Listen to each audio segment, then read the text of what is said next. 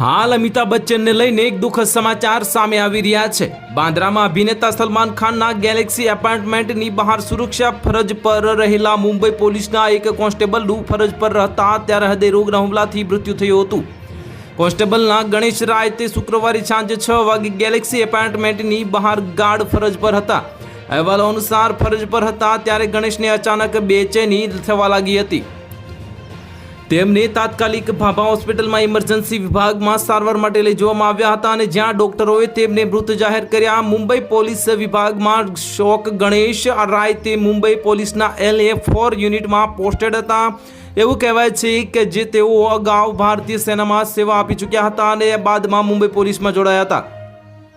મુંબઈ પોલીસમાં વિભાગમાં ઘટના પર શોક વ્યક્ત કરી રહ્યું છે।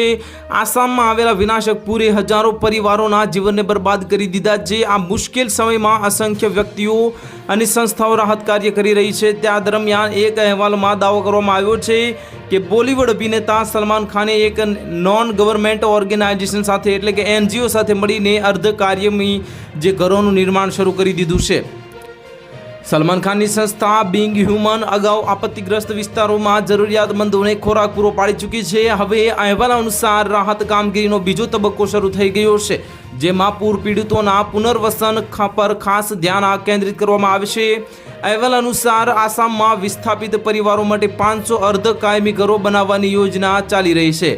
તો હાલ માટે આટલું જ। મળીશું નવી અપડેટ સાથે। જો તમને વિડીયો પસંદ આવતો હોય તો વિડીયોને લાઇક કરી દેજો, ચેનલને સબસ્ક્રાઇબ કરી બાજુમાં આવેલા બેલ આઇકનને દબાવી દો જેથી તમને આવા સમાચારની અપડેટ મળતી રહે।